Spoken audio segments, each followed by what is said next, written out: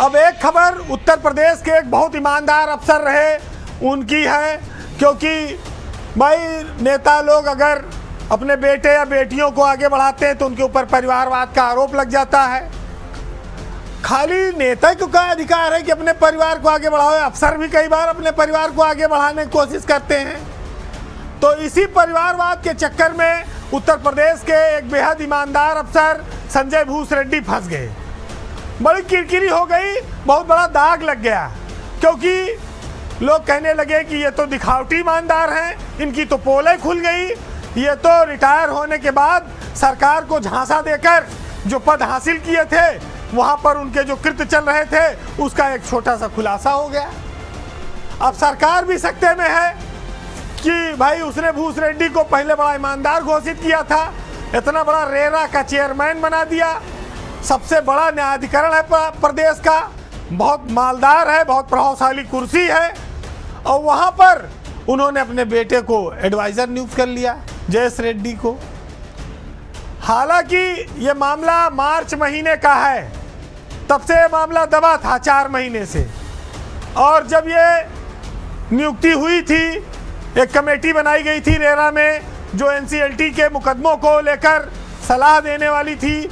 उस कमेटी में विधि विशेषज्ञ के तौर पर जयेश भूसरेड्डी को विशेष आमंत्रित सदस्य बनाया गया था।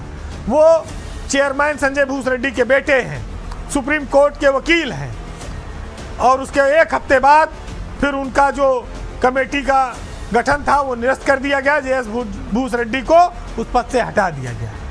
लेकिन एक बार जब घटना घट गई, दाग लग गया, तो फिर चाहे साबुन लगाओ, चाहे वॉशिंग मशीन में डालो, धुलाई करनी पड़ेगी, और वो दाग इतिहास बन गया, वो छूटेगा नहीं। आपको बता दें कि जो रेरा है वो बिल्डरों के मामले में सुनवाई करता है। अब बिल्डर नोएडा से लेकर लखनऊ तक, दिल्ली तक सब जगह फैले हैं यूपी के। अब वो इतना बड़ा महकमा है कि वहाँ पर कितने बड़े बड़े खेल हो जाए, करोड़ों अरबों के वारे न्यारे हो जाए, किसी को पता नहीं लगेगा। आज संजय भूसरेड्डी को मुख्यमंत्री ने इसीलिए ये पद दिया 2023 में जब वो रिटायर हुए कि एक ईमानदार अफसर जाएगा, ईमानदारी से काम करेगा, तो ये जो बिल्डर आम जनता के पैसे को लूटते हैं, ठगी करते हैं, इनको इंसाफ दिलाएगा, इनको घर दिलाएगा, लोगों की गाढ़ी कमाई बचेगी।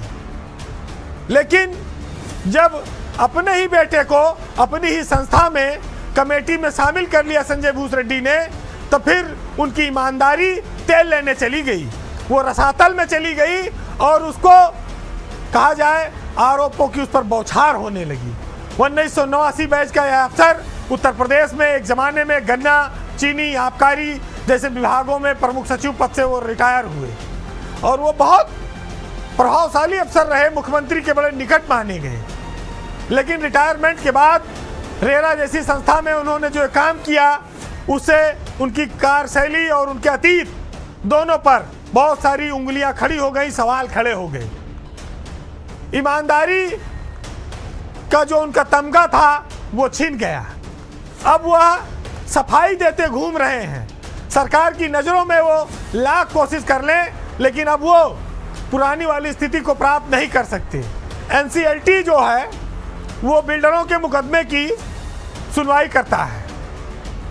करीब 196 मामले वहाँ पर लंबित है उत्तर प्रदेश के बड़े बड़े बिल्डरों के, 10-10 हज़ार करोड़ के लगभग प्रोजेक्ट होंगे, और उनके फैसलों का अध्ययन करने के लिए रेरा में कमेटी गठित हुई गई।